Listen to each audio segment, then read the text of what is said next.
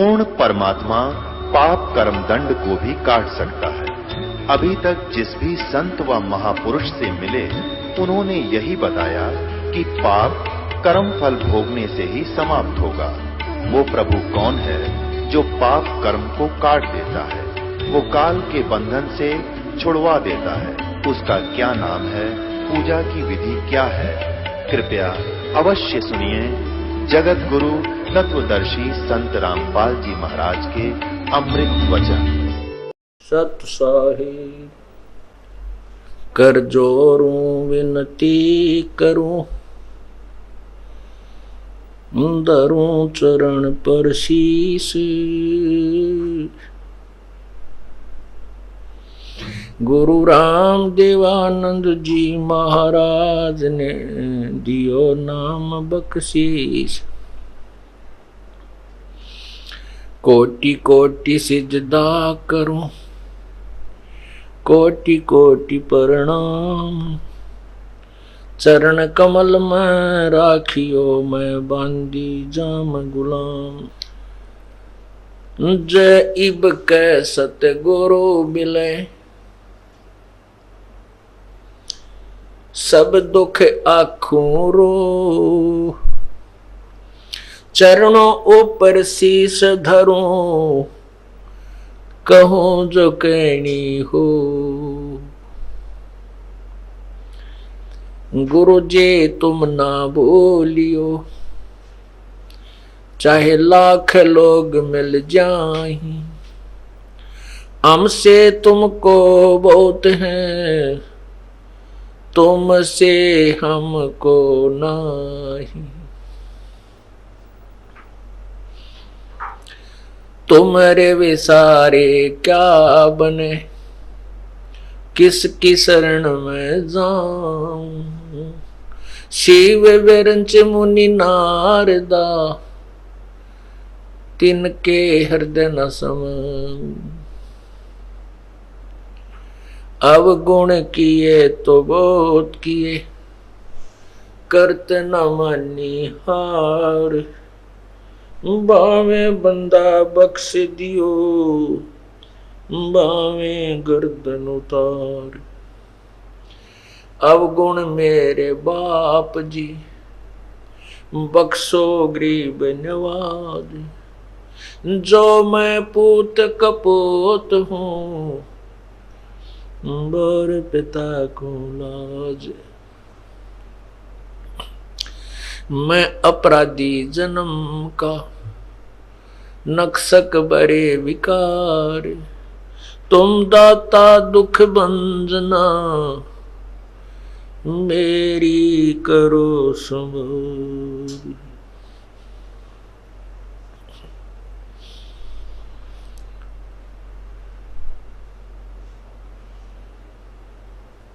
गुरु बड़े गोबिंद से, गुरु बड़े गोबिंद से। मन में देख विचार, हरि सुमरे वो वार हैं, गुरु सुमरे होए पार।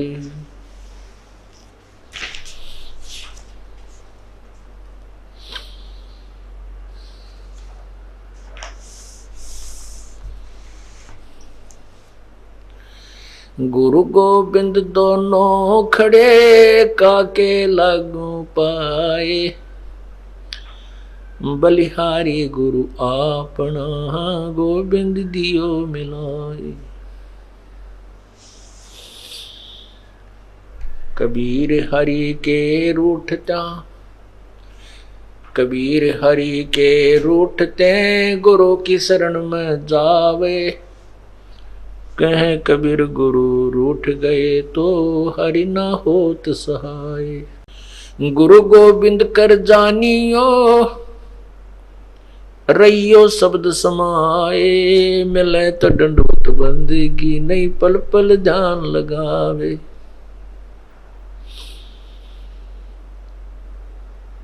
गुरु को मानुष जोग ने, करे चरणामृत को पान। ते नर नरक जावेंगे, हे यज्ञ युगन हो स्वान।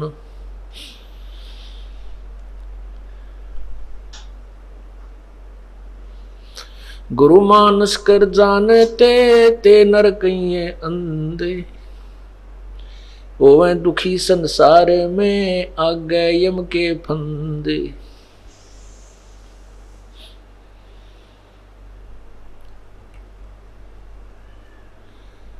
गुरु बिन माला फेरते, गुरु बिन देते दान, गुरु बिन दोनों निष्फल हैं, पूछो वेद पुराण। राम कृष्ण से कौन बड़ो, उन्हों भी गुरु कीन, तीन लोक के वे धनी, गुरु अगदीन।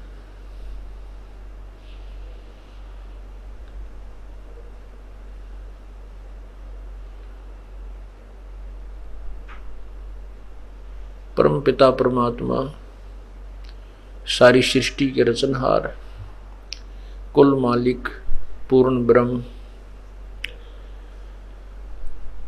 कबीर परमेश्वर, कबीर देव,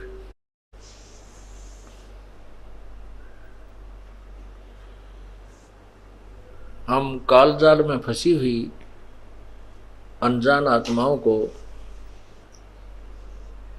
अपने निज घर की खबर देने के लिए, सतलोक की जानकारी, सतलोक का ज्ञान कराने के लिए वे स्वयं ही प्रकट होते हैं।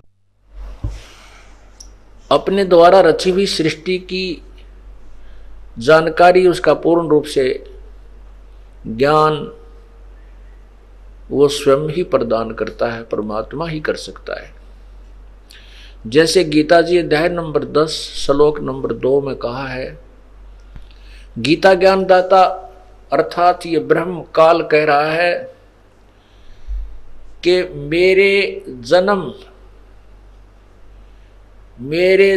को न ऋषि जन जानते हैं न देवता जानते हैं, क्योंकि ये मेरे से ही उत्पन्न हुए। देवताओं में ब्रह्मा विष्णु महेश भी आ जाते हैं। ये तीनों देवता भी कहलाते हैं, त्रिदेव भी कहलाते हैं। और ऋषि जन कहते हैं न कोई ऋषि जानता है मेरे जन्म के विषय में, और न ही ये देवता जानते हैं, ब्रह्मा विष्णु महेश भी नहीं जानते, क्योंकि ये मेरे से उत्पन्न हुए हैं। इससे सिद्ध हुआ कि इस गीता ज्ञान दाता का जन्म तो होता है, लेकिन उसके पुत्र नहीं बता सकते। जैसे पिता के जन्म के विषय में संतान नहीं बता सकती, दादाजी बता सकते हैं, उसके पिताजी बता सकते हैं। पिता के पिता अर्थात दादाजी बता सकते हैं, क्योंकि पिताजी का जन्म दादाजी से हुआ है। ठीक इसी प्रकार सृष्टि की रचना के विषय में पूर्ण परमात्मा ने ही स्वयं आकर बताया है। उसी से ब्रह्म की उत्पत्ति हुई है। परमात्मा पूर्ण ब्रह्म ने ही इस काल भगवान की शब्द से अंडे में उत्पत्ति की, जन्म इसका हुआ। उसके बाद इसी काल से और दुर्गा के संयोग से तीनों देवता और अन्य देव ऋषि फिर उत्पन्न हुए। जैसा कि आपने पहले सत्संगों में सुना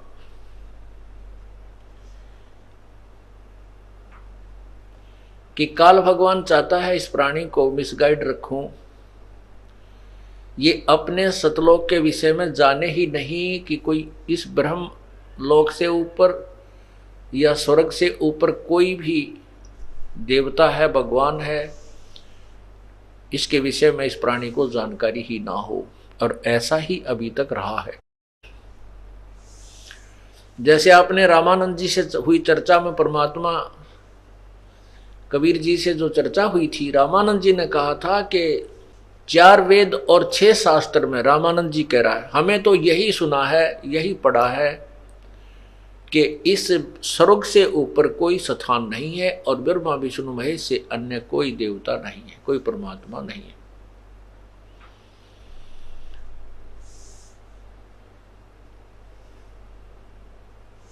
इसलिए ये काल भगवान चाहता है कि ये प्राणी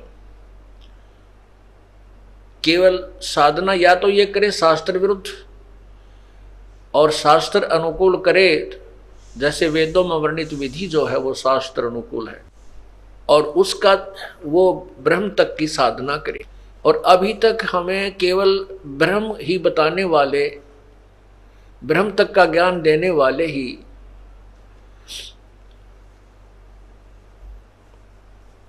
संत ऋषिजन मिले।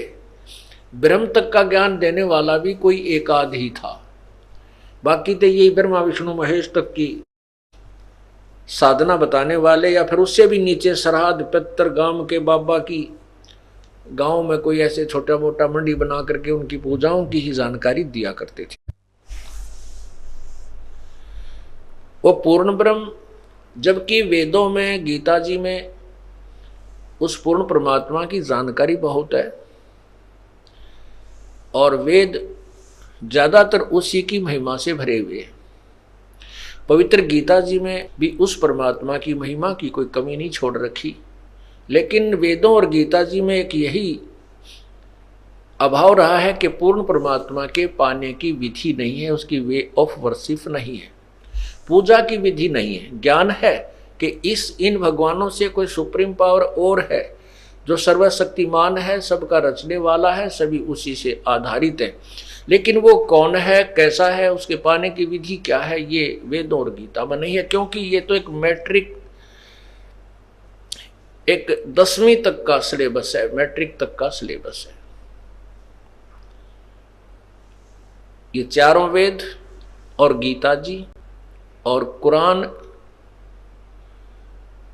और पुराण तो प्राइमरी क्लास का है, पुराणों में जो ज्ञान है वो तो प्राइमरी क्लास का भी ढंग से नहीं है, प्राइमरी क्लास का ही समझो उसको। और वेदों और गीता में ये मैट्रिक तक है, और 10वीं तक की पढ़ाई हमने बहुत बार पढ़ ली, इसलिए हमने अब आगे की पढ़ाई पढ़नी है। जैसे गीता जी अध्याय नंबर 7 के श्लोक 19 में कहा है कि बहुनाम जन्मानाम अंते ज्ञानवान माम प्रपद्ये। बहुत बहुत जन्मों के किसी अंत के जन्म में कोई ज्ञानी पुरुष, ज्ञानवान, जैसे गीता जी अध्याय नंबर 7 के श्लोक 16 और 17 में स्पष्ट किया है कि 4 प्रकार के श्रद्धालु मेरी साधना करते हैं, एक जिज्ञासु, एक आर्थ, एक अर्थार्थी और एक ज्ञानी। इनमें से जो ज्ञानी है वो मुझे पसंद है और ज्ञानी को मैं पसंद हूँ। अर्थात वो जो ज्ञानी आत्मा है उनको पता चल चुका है कि परमात्मा की साधना के बिना ये जीवन व्यर्थ है, और उनको ये भी ज्ञान हो चुका है कि अन्य देवताओं की पूजा से मोक्ष नहीं होता, केवल एक ही पूर्ण परमात्मा की भक्ति से ही मोक्ष होता है। लेकिन उन ऋषियों को तत्वदर्शी संत ना मिलने के कारण भी उन्होंने अपने ही आप निष्कर्ष निकाल लिया कि ओम मंत्र पूर्ण परमात्मा का है और ब्रह्म ही सुप्रीम पावर है।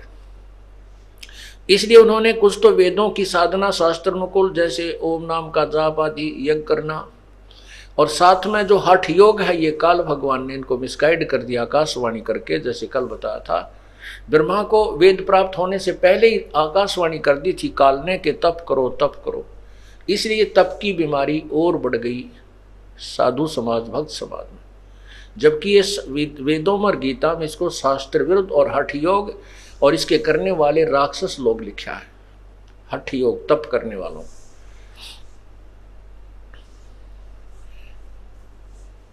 तो ऐसा ये साधना, इन वेदों और गीता में जो ज्ञान है ये केवल ब्रह्म तक का है, इसी के पाने की विधि है। और ये चौथे अध्याय के 5वें श्लोक में गीता ज्ञानदाता कहता, अर्जुन तेरे और मेरे बहुत जन्म हो चुके हैं, तू नहीं जानता मैं जानता हूं।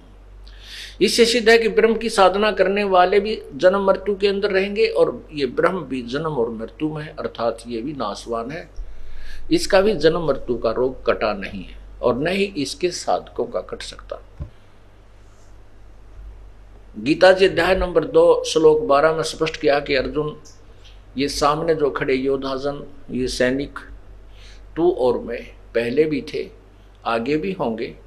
ये मत सोच के हम वर्तमान में ही और पहले और आगे ना होंगे, पहले नहीं थे। अर्थात तेरी और मेरी जन्म मृत्यु होती रहेगी। दूसरे अध्याय के 17वें श्लोक में कहा कि अविनाशी तो उसको जान जिससे सारा सब सर्व ब्रह्मांड व्यापक है, जिसने सारे ब्रह्मांडों की रचना की और जो सबका संचालक है, उसके मारने में कोई भी समर्थ नहीं है। इसलिए गीता जी अध्याय नंबर 18 के श्लोक 62 में कहा कि हे अर्जुन, सर्वभाव से, अनन्य मन से, अव्यभिचारिणी भक्ति से उस परमेश्वर की शरण में जा जिसकी कृपा से तू परम शांति और शाश्वत स्थान को प्राप्त होगा। उसके बारे में कहता है किस तत्वदर्शी संत की तलाश कर, वो बताएंगे, मैं उसके पाने की विधि से अपरिचित हूं।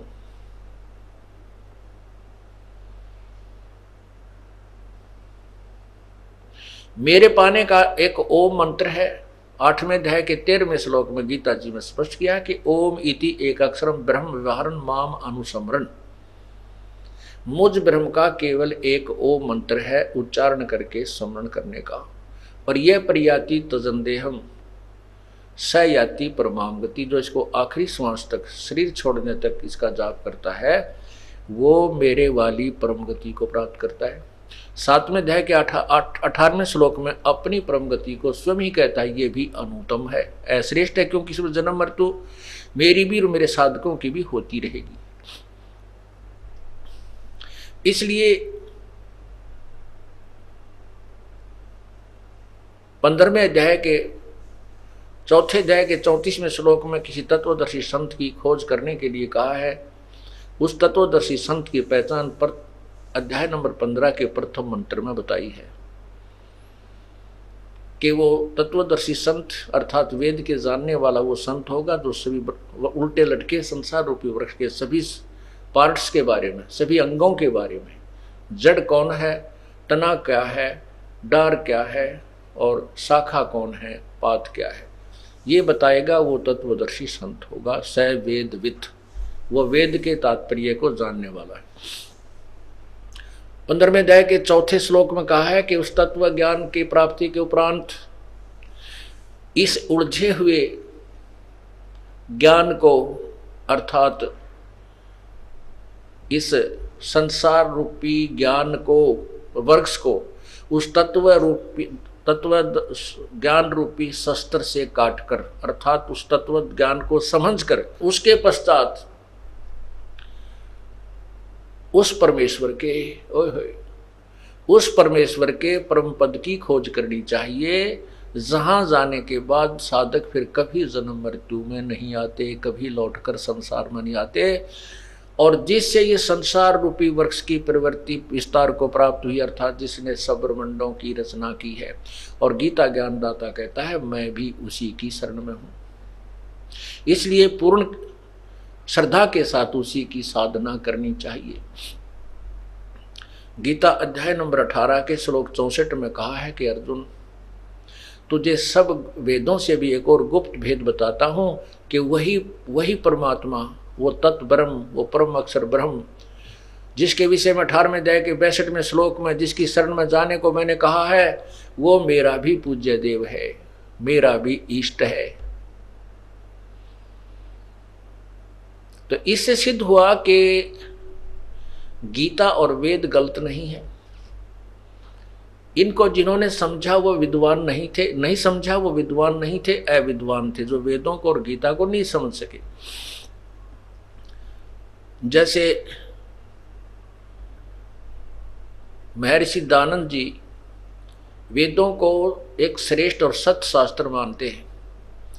उनकी अपनी सोच है, उनके अपने कथन है कि वेदों के विरुद्ध अगर किसी की भी टिप्पणी है, कोई विवेचन है, वो मान्य नहीं। और वो खुद कहते हैं परमात्मा निराकार है, और वेद कहते हैं, यजुर्वेद अध्याय नंबर 5 के मंत्र 1 में 2 बार प्रमाण किया है परमात्मा से शरीर है, और उस परमात्मा का सबके पालन करने के लिए अर्थात सबकी संभाल करने के लिए भी एक और अन्य शरीर है जिसमें अतिथि रूप में प्रकट होता है। अतिथि का अर्थ होता है जिसके आने की कोई तिथि पूर्व निर्धारित ना हो, अतिथि। मेहमान रूप में आता है। विश्व कहते हैं अग्नि तनुरसी, यजुर्वेद अध्याय नंबर 5 के श्लोक मंत्र 1 में लिखा अग्ने तनुरसी विष्णुवे तवा सोमस्य तनुरसी, 2 बार गवाही दे रखी है। अग्नि माने परमेश्वर, हे परमेश्वर आप तनु माने शरीर, सह शरीर असी माने हैं, आप सह शरीर हैं अर्थात आप साकार हैं। अग्नि शब्द भगवान के लिए इसलिए प्रयोग किया है कि उसका शरीर नूरी है, तेज पुंज युक्त है, बहुत तेजों में है। फिर विष्णुवे तवा सोमस्य तनुरसी, तवा माने उस, विष्णुवे माने सबके पालन करने के लिए, तवा माने उस, सोमस्य माने अमर पुरुष का, तनु माने शरीर, असी माने है सबके पालन करने के लिए अर्थात सबकी संभाल करने के लिए भी वो परमात्मा अन्य शरीर धारण करता है और वो फिर यहाँ अतिथि रूप में आता है और सबको सत्ज्ञान रूपी भक्ति से समृद्ध करता है। और वही अतिथि रूप में आया भगवान पूजा करने योग्य है। ये यजुर्वेद के अध्याय नंबर 5 के मंत्र नंबर 1 में कति स्पष्ट किया है। ये देखिए, तो इससे सिद्ध होता है कि महर्षि दयानंद जो है विद्वान नहीं थे, ये केवल एक भाषा को जानते थे, वो भी संस्कृत। और ऐसा ही पांडा ये था जैसे और पांडे बैक आगे हमारे को, ये चतुर पांडा था, इसलिए ये अब जाके पकड़ा गया है। अभी तक ये पकड़ में नहीं आया था, अब पकड़ा गया। ये सबसे अविद्वान था, इसको तो एबीसी का भी ज्ञान नहीं था, ना समाज के बारे में ना कोई व्यवहारिक ज्ञान था।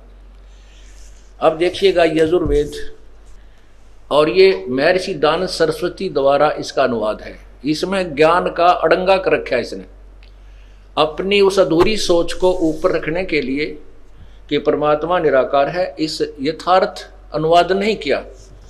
ये देखिएगा कहाँ से प्रकाशित है। प्रकाशक है सार्वदेशिक आर्य प्रतिनिधि सभा 2/5 महर्षि दान भवन, रामलीला मैदान, नई दिल्ली। इसमें देखिएगा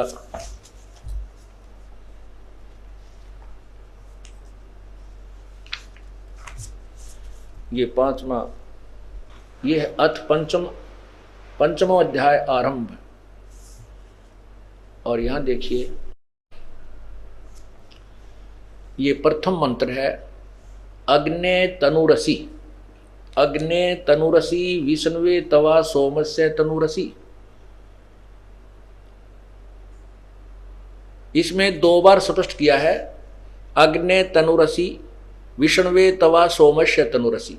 आगे क्या लिखा है, यह है अग्ने तनुरसी विष्णुवे तवा सोमस्य तनुरसी विष्णुवे तवा अतिथे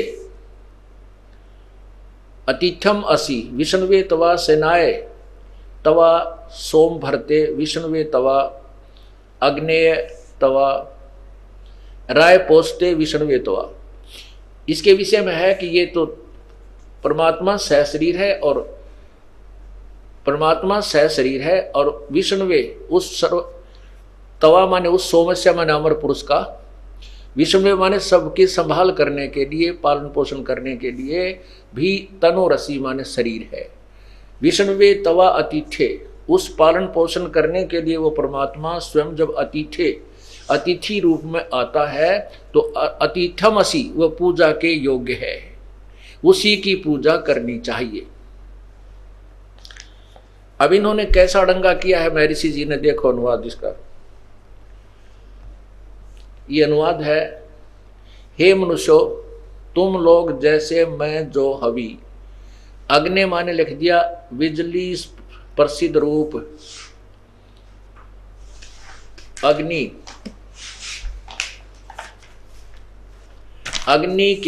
अग्नि के शरीर के समान असी माने है। अब देखो तनु माने शरीर स्वयं स्वीकार कर रहे हैं स्वामी जी, असी माने है, ठीक हो गया।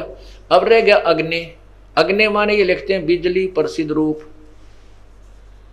जबकि अग्नि माने परमेश्वर होता है। इन्हीं के कर कमलों द्वारा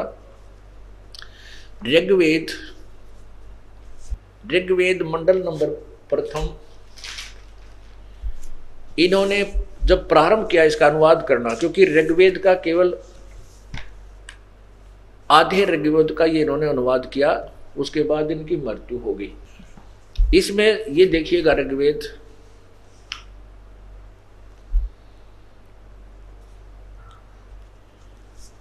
और ये कहाँ से प्रकाशित है,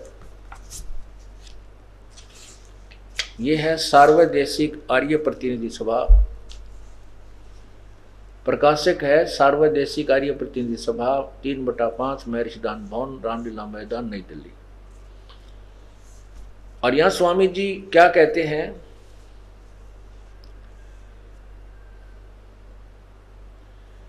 इसमें अग्नि शब्द से प्रारंभ होता है ऋग्वेद, अग्नि। और ये स्वयं कहते हैं कि अग्नि के 2 शब्द हैं। यहां अग्नि शब्द के 2 अर्थ करने में प्रमाण है। ये है कि इंद्र मित्रम इस ऋग्वेद के मंत्र से जाना जाता है कि एक सद ब्रह्म के इंद्र आदि अनेक नाम हैं, तथा इस यजुर्वेद के मंत्र से भी अग्नि आदि नामों से सच्चिदानंद लक्षणों से ब्रह्म को जानना चाहिए।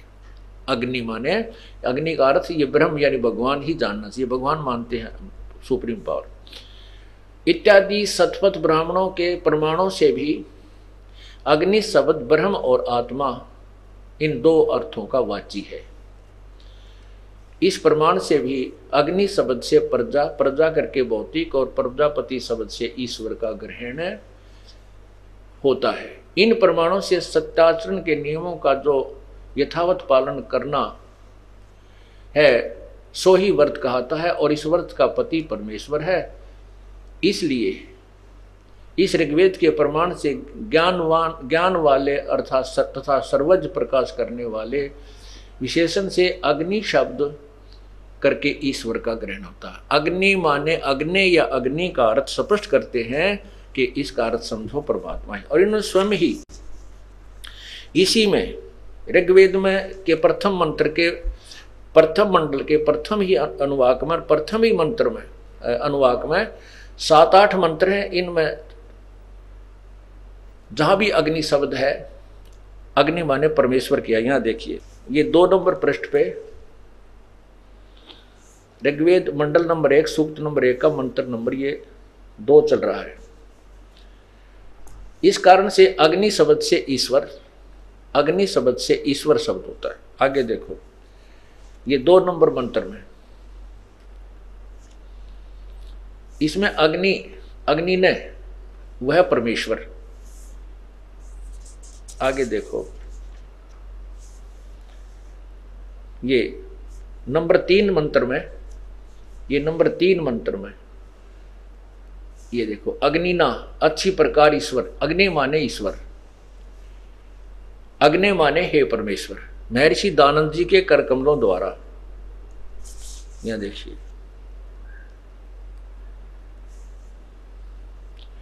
अब ये श्लोक नंबर 7 में, ये देखिए श्लोक नंबर 7 में अग्नि माने हे सब के उपासना करने योग्य परमेश्वर। अर्थात यहां देखो नीचे 9 में, यहां देखो 9 में अग्नि माने ज्ञानवान परमेश्वर। और भी ना जाने कितने स्थानों पर इन्होंने अग्नि माने परमेश्वर किया है। स्वामी दानंद जी ने अपने कर कमलों से यह अनुवाद है ऋग्वेद मंडल नंबर 1 पर और अनुवाद नंबर 1 के श्लोकों का, मंत्रों का। अब आपको दिखाते हैं इन्हीं स्वामी दानंद जी के मार्गदर्शन के अनुसार एक आर्य समाजी ने श्याम वेद का अनुवाद किया है। आर्य समाजी संस्कृत के विद्वान ने, और देखना ये श्याम वेद और यजुर्वेद इकट्ठा ही जल्द किया हुआ है। यजुर्वेद महर्षि दानंद के द्वारा ही अनुवादित है और श्याम वेद इसके अनुवादक हैं ये वेद भिक्षुक। ये देखो ये प्रधान कार्यालय है इसका, दान संस्थान वेद मंदिर महात्मा वेद भिक्षु सेवा आश्रम मुखमेलपुर दिल्ली। और नीचे देखिएगा दान संस्थान नई दिल्ली से प्रकाशित है और इसके प्रकाशक हैं पंडिता राकेश रानी, अध्यक्ष दान संस्थान आर्य समाज मार्ग, करोल बाग, नई दिल्ली। अब इसमें आप देखिएगा श्याम वेद, यहां से श्याम वेद प्रारंभ होता है। ये देखो, ये साम वेद प्रारंभ होता है, साम वेद भाषा भाष्यम। इसके प्रथम ही अध्याय में और प्रथम ही जितने भी श्लोक आते हैं, अग्नि माने हे ईश्वर, अग्नि माने हे परमेश्वर, अग्नि माने हे ईश्वर को, अग्नि माने परमेश्वर, अग्नि माने हे ईश्वर, अग्नि माने हे ईश्वर, अग्नि माने हे ईश्वर, अग्नि माने हे ईश्वर, अग्नि माने हे परमेश्वर, अग्नि माने हे परमेश्वर, अग्नि माने हे परमेश्वर, यानी अग्नि माने हे परमेश्वर। और भी 50 सैकड़ों स्थानों पर अग्नि माने परमेश्वर। दास ने अपनी तरफ से कुछ नहीं मिलाया, इन्हीं महापुरुषों के द्वारा की हुई अनुवाद को और तुलना कर दी। यदि इस यजुर्वेद के मंत्र नंबर 5 के श्लोक अध्याय नंबर 5 के मंत्र 1 में अग्नि माने परमेश्वर लिख दें और बाकी स्वामी जी स्वीकार कर ही रहे हैं, तनु माने शरीर, सी माने परमेश्वर से शरीर हो गया, और ये सत्य है। और इस मंत्र का अनुवाद भी यही बनता है जो दास बता रहा है। महर्षि दानंद जी ने यहाँ क्यों घुमा दिया? क्योंकि इनकी थ्योरी थी परमात्मा निराकार है। ये वेदों के विद्वान नहीं थे। अगर विद्वान होते तो ऐसी सत्यार प्रकाश में ये गलत टिप्पणी नहीं देते। देखिएगा सत्यार प्रकाश उन्हीं के करकमलों द्वारा सप्तम समोल्लास में, ये देखिएगा सत्यार प्रकाश, ये है महर्षि दयानंद सरस्वती। ये देखो हठ योग कर रहे हैं स्वामी जी, हठ योग। और ये किसी भी वेद या गीता में प्रमाण नहीं है कि ऐसा हठ योग करे, नहीं।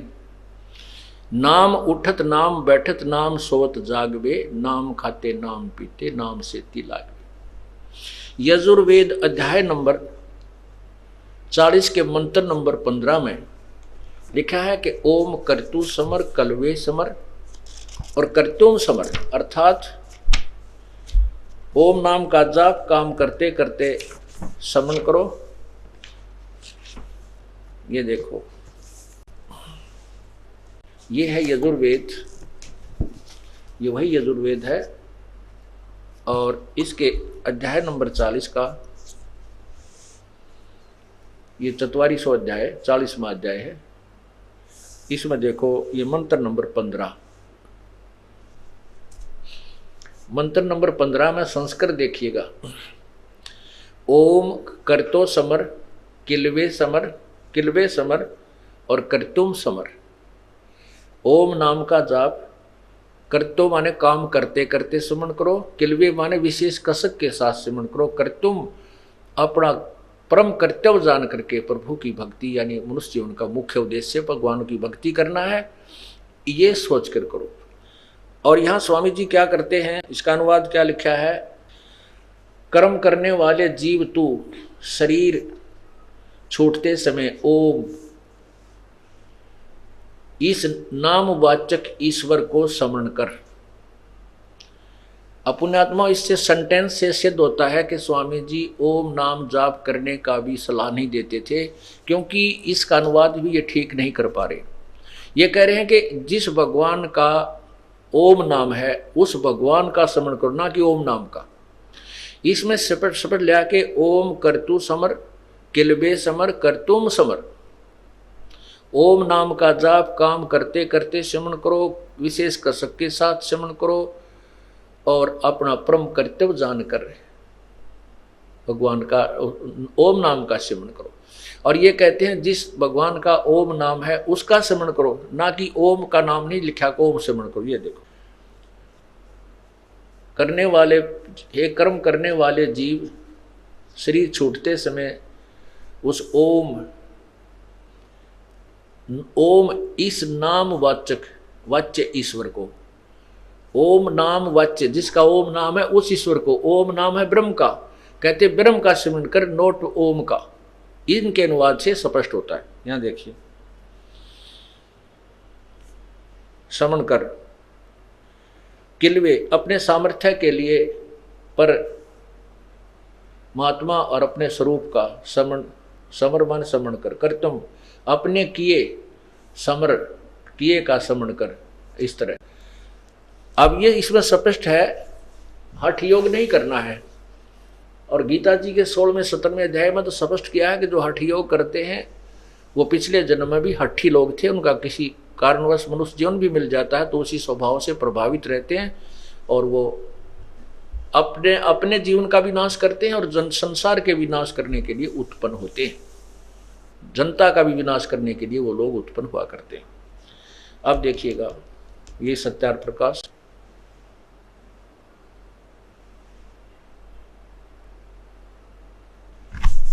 और ये देखिएगा अथ सत्यार्थ प्रकाश है।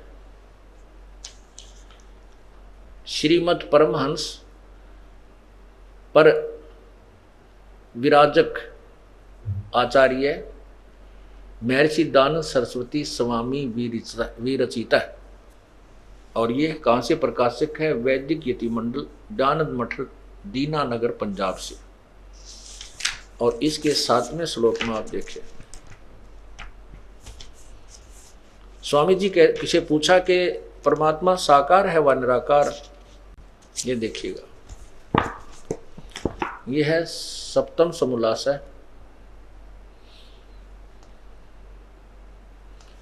और यहाँ प्रश्न नंबर 154। और यहाँ देखिएगा, प्रश्न किया किसी ने कि प्रश्न ईश्वर साकार है व निराकार? उत्तर स्वामी जी का कि निराकार। और अपनी थ्योरी को यहाँ आप ही फेल कर रहे हैं। प्रश्न किसी ने प्रश्न किया परमेश्वर की स्तुति प्रार्थना उपासना करना चाहिए व नहीं? उत्तर महर्षि जी का करनी चाहिए। प्रश्न क्या स्तुति आदि करने से ईश्वर अपना नियम छोड़ स्तुति प्रार्थना करने वाले का पाप छुड़वा देगा? उत्तर स्वामी जी का नहीं। प्रश्न तो फिर स्तुति प्रार्थना क्यों करना? प्रश्नकर्ता कहता है कि जब भगवान पाप ही नहीं छुड़ा सकता तो फिर उसकी साधना की आवश्यकता भी क्या है? पुण्यात्मा, सीधी सी बात है, भगवान की स्तुति साधना इसलिए की जाती है कि हमारे जो कष्ट आवे वो दूर हों। और कष्ट आते हैं पाप कर्मों से, सुख होता पुण्यों से, दुख होता पापों से, पूर्व जन्म के किए हुओं का वर्तमान में मिल रहा होता है। और हम इसलिए परमात्मा की चरणों में जाते हैं कि हमारे ऊपर आने वाली आपदा जो कर्म के भी है वो भी ना आए, ताकि हमारे पाप कर्मों का विनाश हो। और यदि जैसा किया वो जो का तो भोगते ही रहे तो फिर भगवान की साधना की आवश्यकता ही समाप्त हो जाती है। हाँ, जहाँ तक इन लोगों को ज्ञान था, उस भगवान का नियम है कि जैसा कर्म करेगा वैसा ही फल मिलेगा। उस पूर्ण परमात्मा का विधान है कि उसकी साधना करने से पाप कर्म विनाश हो जाते हैं और पुण्य ही प्राप्त होते हैं। तो यहाँ ये कहते हैं कि नहीं, पाप नहीं कटेंगे। तो प्रश्नकर्ता कहता है फिर स्तुति प्रार्थना करने की फायदा क्या? तो फिर स्तुति प्रार्थना क्यों करना? उत्तर स्वामी जी कहते हैं उनके करने का फल अन्य ही है। क्या? प्रश्नकर्ता कहता है क्या है? उत्तर स्वामी जी कहते हैं इससे स्तुति से ईश्वर में प्रीति, उसके गुण कर्म स्वभाव से अपने गुण कर्म स्वभाव का सुधरना, प्रार्थना से निरअभिमानता उत्साह और सहाय का मिलना, उपासना से परब्रह्म से मेल और उसका साक्षात्कार होना। मेल और साक्षात्कार, किसी से मिलना तो साकार के बिना निराकार से मिलेंगे क्या? कैसे? जब कोई निराकार है और सर्वव्यापक हो तो वह पहले ही मिला हुआ है, पहले ही हमारे से अभेद है। यदि वो परमात्मा निराकार है और उसको हम केवल सर्वव्यापक मानकर छोड़ देते हैं तो पहले ही मिला हुआ था। फिर उपासना से कैसे मिलन हुआ? उसका साक्षात्कार होना। साक्षात्कार दो साकार वस्तु को देखना ही साक्षात्कार है। तो यहां अपने ही सिद्धांत को अगले ही पृष्ठ पर फेल कर रहे हैं कि पहले पर कह रहे हैं भगवान निराकार है, इस पर कह रहे हैं उसका साक्षात्कार होता है। तो बुद्धिमान को संकेत ही बहुत होता है कि स्वामी दयानंद जी विद्वान नहीं थे, इनको किसी भी क्षेत्र का ज्ञान नहीं था, केवल एक संस्कृत भाषा जानते थे। बचपन ये ब्राह्मण थे और बचपन से इनका कर्म था यही कर्मकांड करना, और बचपन से ही वेदों का रट्टा लगाया करते थे। ये यजुर्वेदी ब्राह्मण थे, इनकी हिस्ट्री में लिखा है। दास एक भी शब्द बेप्रमाणित नहीं बोलता, ये तो आप अपनी पल्ला गांठ ला लियो, जो शब्द कहेगा वो बिल्कुल प्रमाणित होगी और इन्हीं के द्वारा इन्हीं की इतिहास में लिखा होगा। और बचपन से यजुर्वेद के इनका नियम था कि इनके कुल में यजुर्वेद को कंठस्थ याद करना होता था, और ये बचपन से ही पढ़ा करता था। 23 साल की उम्र में ये घर छोड़कर चला गया था। फिर 12-13 अज्ञानी संतों के पास गया, उन्होंने जो भी उसको ज्ञान दिया उसको ग्रहण करके इसने सत्यार प्रकाश में वो अज्ञान ठोक दिया। इसमें कहीं सिर नहीं, कहीं पैर नहीं, एक पृष्ठ पे कुछ लिखा है, दूसरे पे उसका खंडन है, तीसरे पे कुछ और लिख रहा है, 5वें पे कुछ और लिख रखा है।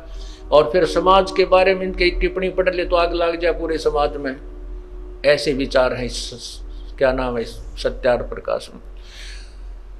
तो कहने का भाव ये है कि परमात्मा अपने द्वारा रची हुई सृष्टि को और अपने विषय में स्वयं ही बताने आता है, ये भी वेदों में ही प्रमाण है। वेदों में ही लिखा है कि वो परमात्मा अपने द्वारा रची हुई सृष्टि को खुद ही स्वयं ही भिन्न भिन्न प्रकार से वर्णन करके बताता है। अथर्ववेद कांड नंबर 4 के अनुवाक नंबर 1 के मंत्र नंबर 6 में स्पष्ट है कि वो परमात्मा अपने द्वारा वही सब ब्रह्मांडों की रचना करता है, उसी से ब्रह्म की उत्पत्ति हुई है, और वही अपने द्वारा रची हुई सृष्टि को भिन्न भिन्न पूरा निर्णायक विस्तार से बताता है। अब सिद्ध हुआ कि परमात्मा सशरीर है, और ये भी सिद्ध हुआ कि स्वामी दयानंद जी जो है वो केवल एक संस्कृत भाषा जानते थे, उनको कोई भी आध्यात्मिक ज्ञान नहीं था, वो तो बिल्कुल अज्ञानी व्यक्ति थे, और उनको एक विद्वान मान करके ना जाने कितना भोला समाज उनके अनुयायी बन गया था। अब तो धीरे धीरे इंसान समझता जा रहा है। जो अपना अब सत्संग विषय चल रहा है कि काल भगवान ने अपने नकली दूत ये कलयुग ऋषि महर्षि बना करके भेज दिए, जनता को अपनी लतीफेदार कहानी सुना सुना कर शास्त्र विरुद्ध ज्ञान इनके अंदर भर दिया, ठोक दिया, और ये बेचारे लदे फिरे हैं उस अज्ञान से। और अब ये ज्ञान आ रहा है, तत्व ज्ञान सामने प्रकट हो रहा है, उन लोगों के पेट में दर्द हो रहा है जिनकी दुकानें बंद होने जा रही हैं, जो इन सत्यार्थ प्रकाश और वेदों को बेच के और गीता आदि पुराणों को बेच के अपनी रोजी रोटी खा रहे थे, बना रहे थे। केवल उन चंद लोगों को ये समस्या उत्पन्न हो गई है, और वही जनता को गुमराह करने में लगे हुए हैं। इस दास के बारे में अनाप शनाप बकते फिरते हैं, वो गुंडा है, बदमाश है, ऐसे करता है, क्योंकि वो सच्चाई तो उनकी फेल होगी। अब झूठ का सहारा ले रहे हैं, कितने दिन लेंगे, कितने दिन चलेगी, अब नहीं चल सकती। ये तो बहुत पुराने समय की कहानी थी। अब उन जो स्वार्थियों ने जो झूठ कपट समाचार पत्रों में, इलेक्ट्रॉनिक मीडिया में कैसी बकवास गढ़ी, और उसमें एक भी सिद्ध करके दिखा दो, एक भी जो समाचार पत्रों में या मीडिया ने जो बकवास करी है, एक सिद्ध करके दिखा दो, हम ये संताइए छोड़ देंगे। तो कहने का भाव यह है कि सत्य को कोई दबा नहीं सकता। लाल के ऊपर कीचड़ डाल देने से उसकी कीमत कम नहीं हो सकती। समझदार पारखी उसको धोकर साफ करके जेब में डाल लेता है, तिजोरी में रख देता है, क्योंकि वो उसकी कीमत से परिचित होता है। अब गीता और वेदों में परमात्मा की महिमा सची थी तो लिखी है उस पूर्ण ब्रह्म की, लेकिन उसके पाने के विषय में वेद कहते हैं कि हम नहीं जानते। नेति नेति नेति, वेद लास्ट में लिख देते हैं कि नेति नेति नेति न इति, इतना ही नहीं है, यही समाप्त नहीं होता। ये समाप्त नहीं है, जो मैंने ज्ञान दिया है ये उस परमात्मा की महिमा इतनी ही नहीं है। वो कहाँ है फिर? वो तत्वदर्शी संत और सवसम वेद में तत्वदर्शी संत बताएगा और सवसम वेद में लिखा हुआ है। और वो सवसम वेद गीता जी अध्याय नंबर 4 के श्लोक 32 में स्पष्ट किया है कि पूर्ण परमात्मा के मुख्य ज्ञान में, उस सच्चिदानंद घन परमात्मा के मुख्य ज्ञान में अर्थात सवसम वेद के अंदर वो परमात्मा परमेश्वर के पाने की, अपने ही पाने की भिन्न भिन्न प्रकार की विधि लिखी हुई है। उस तत्व ज्ञान को चौथे अध्याय के 34वें श्लोक में कहा है, किसी तत्वदर्शी संत से पूछो। उस ज्ञान को जो चौथे अध्याय के 32वें श्लोक में जिस तत्व ज्ञान के विषय में कहा है, उसके विषय में किसी तत्वदर्शी संत से पूछो। चौथे अध्याय के 34वें श्लोक में उनको दंडवत प्रणाम करो, कपट छोड़कर उनसे प्रसन्न करने से वह तत्वदर्शी संत उस परमात्मा के विषय में ज्ञान बताएंगे। और उस परमात्मा की प्राप्ति के लिए हमने प्रयत्न करना चाहिए, उसके बिना हम अपना जीवन व्यर्थ कर रहे हैं। मानुष जन्म पाए कर जो नहीं रटे हरि नाम, जैसे कुआ जल बिना फिर बनवाया किस काम। मनुष्य जन्म पाकर के प्राप्त करके यदि हमने परमात्मा की भक्ति नहीं की तो हमारा मानव शरीर ऐसा है जैसे किसी कुएं में जल ना हो और बाकी सारी उसके पक्का भी बना रखा है और उसके ऊपर बड़े अच्छे चित्र भी बना रखे हैं, लेकिन जल नहीं है तो वो कुआं नाम अवश्य है, लेकिन गुण कुएं वाले नहीं है। इसी प्रकार जो मनुष्य परमात्मा की भक्ति नहीं करता, मानव शरीर धारण करके स्त्री या पुरुष, उसका नाम मानव, वो शरीर मानव अवश्य है लेकिन गुण मानव के नहीं है।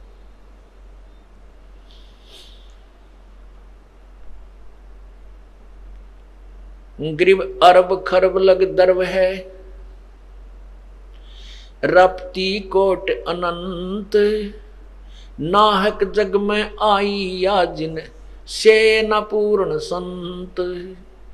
अरब खरब लोग धन है और करोड़ों जिसके हाथी हैं और जिसने पूर्ण संत की साधना के बताए अनुसार पूर्ण परमात्मा की भक्ति नहीं की, वो तो व्यर्थ में इस संसार में आया, अर्थात उसको उसका मानव जीवन व्यर्थ है। ग्रीव माया हुई तो क्या हुआ, भूल रहा नरभूत, पिता कहेगा कौन को जो वैसा का पूते। जो पूर्ण परमात्मा की साधना नहीं करते, पूर्ण संत की शरण में नहीं है, उनके विषय में कहते हैं माया हुई तो क्या हुआ, भूल रहा नरभूत। जीवित ही भूत बना हुआ है तू, माया की हवस तेरे 24 घंटे दिन रात माया जोड़न में अपना जीवन व्यर्थ कर रहा है। यहां से जाने के बाद तेरा कौन वारिस होगा। कहते हैं मेरे मन मूर्खा भाई, गुरु बिन जागा कौन सी घाटी। मेरा मन मूर्खा भाई, गुरु बिन जागा कौन सी घाटी। फिर कहते हैं बैल बने कंगाल का, तेरे कड़पा बाजा लाठी। मेरा मन मूर्खा भाई, गुरु बिन जागा कौन सी घाटी। जिन्होंने यहाँ पूर्ण संत नहीं, गुरु नहीं बनाया, तो यहां से जो प्राणी जाता उसका कोई वारिस नहीं होता, आगे संभालने वाला नहीं होता। जैसे कहते हैं वैश्या के कोई पुत्र हो जावे, वो किसको पिता कहेगा। पुण्यात्माओं, ये बहुत गहरी बात कही है प्रभु ने अपनी वाणी में कि जिस प्रकार हम व्यभिचारिणी भक्ति कर रहे हैं, अव्यभिचारिणी भक्ति होती है केवल एक परमात्मा की साधना, अन्य भगवानों देवताओं की पूजा नहीं करनी चाहिए। तो कहते हैं जैसे व्यभिचारिणी औरत वैश्या होती है, उसके पुत्र हो जाता है तो किसको पिता कहेगा, कोई वारिस नहीं बनेगा। तो इसी प्रकार जिन्होंने पूर्ण संत और एक प्रभु की साधना नहीं की, वो साधक भी और जो साधना नहीं करते वो भी, चाहे कितने धनपति हैं, कितने उनके पास संपत्ति है और कितने ही वो माया में लीन है, कितनी माया उनके पास है, यहां से जाएंगे तो कहते हैं आगे जाकर उनका कोई ठिकाना नहीं। आगे गए ना बावड़े रहते भी सब जाही, बिन साहेब की बंदगी कहीं ठोर ठिकाना नहीं। जैसे मोती जैसा मोती ओस का ऐसी तेरी आवे, गरीबदास कर बंदगी भाई भौर ना ऐसा दाव, ऐसा दाव, ऐसा मौका, ऐसा चांस मनुष्य शरीर और फिर ये तत्व ज्ञान, और अब भी तुम पीछे रहोगे। कहते फिर परमात्मा ना संभाले तुमने कई हजारों वर्षों तक, हजारों युगों तक नहीं संभालेगा, क्योंकि आप रिजेक्ट कर दिए जाओगे कि इतना कुछ होने के बावजूद भी, और फिर अपनी अज्ञानता और अपने ही ज्ञान के ऊपर आधारित होकर के अपने आप ही चले, संत की एक भी नहीं मानी। क्यों कुछ दिनों के बाद परमात्मा इतना सुख दे देता है, यूं सोचा है बस मौज माजरी है और ऐसे ही होना था, नहीं, यही भूल समाप्त कर देना कि प्रभु के चरणों में आने के बाद जो आपने पुण्यदान किया है, ये हो सकता है आपका इस जीवन भी चल सके और एक दो जीवन और भी चल सकता है, इतना पुण्य हो जाता आपका। लेकिन जिस दिन से आप संत से विमुख हो जाते हैं उसी दिन आपका फुल स्टॉप हो जाता है। आप जो परमात्मा की मर्यादा को भंग कर देते हो, अपने मनमुखी शुरू हो जाते हो, उसी दिन से आपकी भक्ति पर फुल स्टॉप लग जाता है आगे की। जब तक आप पुनः उपदेश प्राप्त नहीं कर लेते, उपदेश प्राप्त कर लेने मात्र से भी नाम नहीं जुड़ जाता। परमात्मा कहते हैं इन बातों क्या पाइए कर सतगुर नजर निहाल, राजी कर सतगुर रूठे नू। ठीक है, कोई भक्त है पहले लगा हुआ है, फिर उसने बीच में बकवाद कर दी, दोबारा भी चौथा भी नाम ले जाता है। जब तक इस दास हृदय से उसको उपदेश नहीं देता तब तक उसका पुनर्नाम नहीं जुड़ पाएगा। ये मेरे बस की बात नहीं, ये परमात्मा की ही प्रेरणा अंदर से होती है। नाम अवश्य दे दिया जाता है क्योंकि हमारा स्वभाव है कि हो सकता है ये बालक फिर सुधर जाए, बच्चा भगवान का। तो इसलिए कहते हैं राजी कर सतगुरु रूठे नु, यानी अपने सतगुरु, मान ले आपसे गलती हो जाती है, सतगुरु क्यों रुष्ट होते हैं? क्योंकि आप विद्यार्थी, वो विद्यार्थी से टीचर रुष्ट होता है जो कोई भी मर्यादा नहीं निभाता, बार बार समझाने के बाद भी शरारत करने से बाज नहीं आता, तो वो उससे रुष्ट होता है। ऐसे ही परमात्मा का मार्ग है, आप विद्यार्थी हैं, ये दास आध्यात्मिक टीचर है। आपके हित के लिए आपको समझाया बुझाया जाता है, गलती करते हो आपको धमकाया भी जाता है, आपके भविष्य को मध्य नजर रखते हुए। निदास का कोई लेन देन नहीं। अब जो बच्चे परमात्मा से विमुख हो गए, नाम ले रखा था, गलतियों पर गलतियां की, हमने उनको धमका दिया, उनका नाम काट दिया गया यहाँ से, इस विद्यालय से, तो वो बाहर चले जाते हैं अपने दूसरे क्षेत्र में या दूसरे संत के पास, या जैसी पूजाएं उसको पहले करते थे वो करने लग जाते हैं। और वो कहते हैं हमारे ताज भी ठाठ हो रहे हैं, हमने तो उनको छोड़ दिया, उस नाम को भी, संस्था को भी छोड़ दिया, और कहते हैं अब हमें कोई हानि नहीं हो रही है। पुण्यात्माओं, आप जब तक आपका नाम जुड़ा है, आप कोई गलती करते हो, परमात्मा आपको झटका देता है एक आधा हल्का सा, ताकि तुम सुधर जाओ, सावधान हो जाओ, आगे गलती ना करो। और जब यहाँ से विमुख हो जाते हो, आपका नाम कट जाता है, आप से सत्संग में भी आते रहोगे, परमात्मा आपको स्वीकार नहीं करता है, तो फिर आपके ऊपर झटके नहीं आएंगे, आपको केवल वो काल पुण्य देगा जो आपका दे रखा है। जैसे विद्यार्थी, जो बच्चा स्कूल में आता है, गलती करता, टीचर उसको पीटता भी है, एक आधा थप्पड़ भी मार दे, खुड़कावत धमकाता भी है, और जब वो बच्चा स्कूल छोड़कर चला जाता है, फिर चाहे वो गधे पर बैठ कर बारी लेता रहे, कहीं घूमता रहो, कहीं खेलो, वो टीचर उसको कुछ नहीं कहेगा, उसके साथ से निकल जाएगा। वो कितनी शरारत कर रहा हो, वो नहीं, टीचर नहीं बोलेगा उससे, क्योंकि अब उसका विद्यार्थी नहीं रहा। इसी प्रकार जो अनजान व्यक्ति यहाँ से चले गए, उनको पूर्व जन्म की जो यहाँ रहते हुए और इस जन्म में भी जो पुण्य किए भक्ति की, वो काल उनको अवश्य देगा और उसके कारण वो ठाठ करते नजर आएंगे और हो सकता है इस जीवन में कोई हानि भी ना हो, क्योंकि उनको पीटेगा नहीं कि अध्यापक, क्योंकि वो अब विद्यार्थी नहीं रहे और अपना जीवन बर्बाद कर रहे हैं। फिर मजदूर लगेंगे जो विद्यार्थी विद्यालय छोड़कर चले जाते हैं टीचर के धमकाने खुरकाने से, तो वो सफल नहीं हुआ करते। तो इसी प्रकार हमने उस परमात्मा की भक्ति करनी है। तो क्या कहते हैं,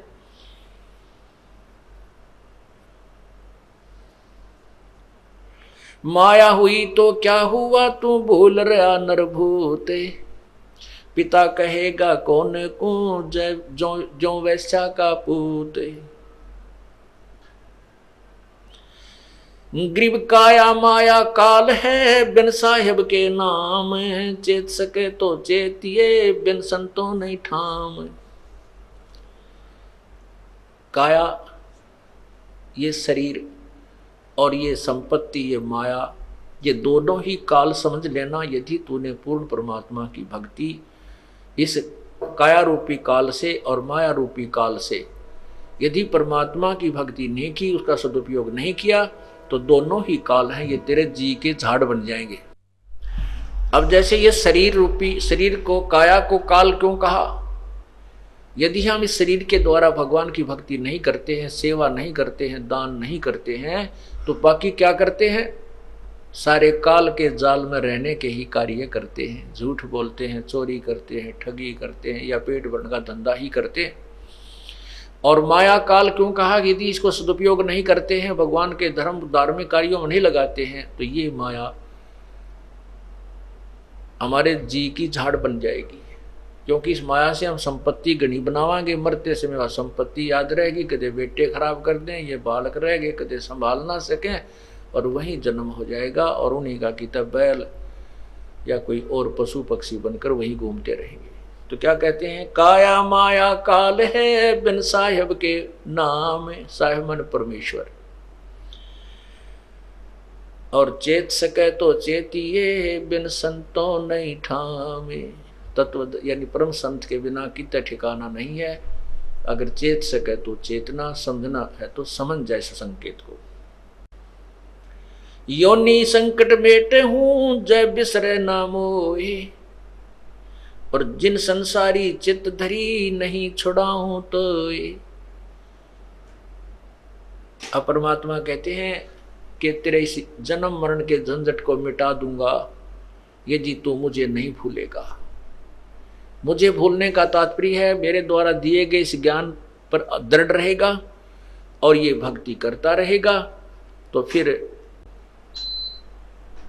मैं तुझे काल के जाल से छुड़वा लूंगा। और जिन संसारी चित धरी, जिन्होंने वही संसारिक अपने ही विचारों पर आधारित रहे, कहते फिर नहीं छुड़ाऊंगा, फिर नहीं छुड़ाऊं तो है। ग्रीब योनि संकट मेट हूं, जय बिसरे नहीं मोहे, जिन संसारी चित धरी, नहीं छुड़ाऊं तो।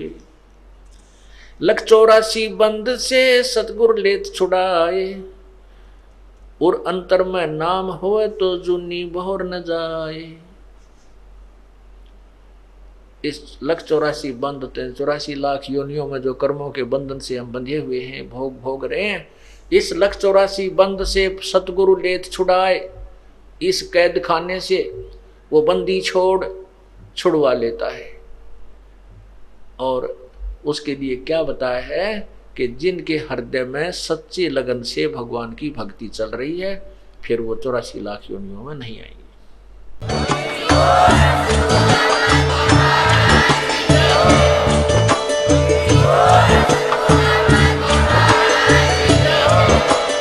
आप सुन रहे थे जगत गुरु तत्वदर्शी संत रामपाल जी महाराज जी के मंगल प्रवचन। अधिक जानकारी के लिए विजिट कीजिए हमारी वेबसाइट www.jagatgururampalji.org।